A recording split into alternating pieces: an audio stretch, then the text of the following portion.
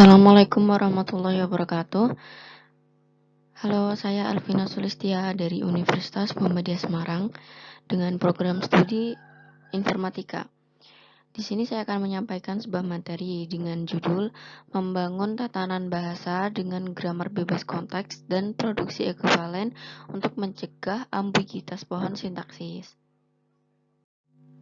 Pada materi kali ini kita akan membahas beberapa poin. Yang pertama yaitu apa itu konteks free grammar.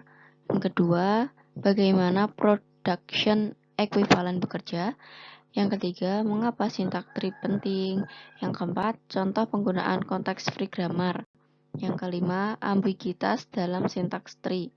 Yang keenam yaitu kesimpulan. Masuk ke pembahasan yang pertama yaitu apa itu konteks free grammar. Konteks free grammar atau biasa disingkat CFG adalah suatu aturan yang digunakan untuk menghasilkan bahasa formal. Aturan ini terdiri dari simbol-simbol non-terminal dan terminal yang digunakan untuk menghasilkan string-string tertentu dalam bahasa tersebut. Dalam bahasa yang lebih sederhana, CFG adalah cara untuk membangun kalimat-kalimat dalam bahasa formal dengan aturan-aturan tertentu yang telah ditentukan sebelumnya. Selanjutnya, bagaimana production equivalent bekerja? Production equivalent merupakan sebuah aturan produksi dalam konteks free grammar yang memungkinkan suatu simbol non-terminal dapat menghasilkan string kosong atau epsilon. Artinya, jika suatu simbol non-terminal memiliki produksi ekuivalen, maka simbol tersebut dapat dihapus dan tidak perlu diikutsertakan dalam pembentukan string akhir. Contohnya, dalam konteks free grammar untuk bahasa Inggris, aturan produksi untuk frasa kata kerja verb dapat dituliskan sebagai VP, VNP, VNPPP. Ekuivalen.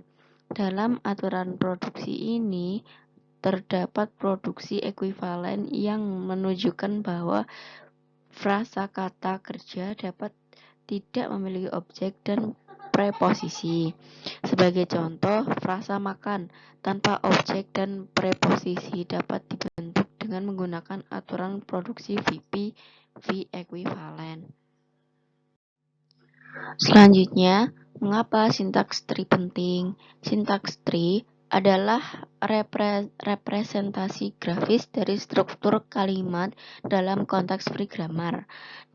Dengan sintaks tree, kita dapat melihat hubungan antara setiap elemen dalam kalimat dan memahami bagaimana mereka saling terkait. Hal ini sangat penting dalam memahami bahasa yang kompleks dan abstrak seperti dalam teks sastra atau dokumen teknis. Selanjutnya, yaitu contoh penggunaan konteks free grammar. Salah satu contoh penggunaan konteks free grammar adalah pada saat kita membuat sebuah kalimat dalam bahasa Inggris. Dalam bahasa Inggris, sebuah kalimat terdiri dari subjek, verb, dan objek. Sebagai contoh, dalam kalimat John eats an apple, John adalah subjek, it adalah kata kerja, dan an apple adalah objek. Struktur kalimat tersebut dapat dijelaskan menggunakan aturan-aturan produksi atau production rules dalam konteks free grammar. Dengan memahami konteks free grammar, kita dapat lebih mudah mempelajari bahasa Inggris atau bahasa lainnya. Kita dapat mengenali pola-pola umum dalam pembentukan kalimat dan memahami struktur kalimat dengan lebih baik.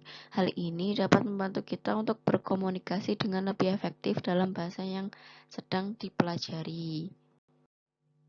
Selanjutnya yaitu ambiguitas dalam sintaks tree.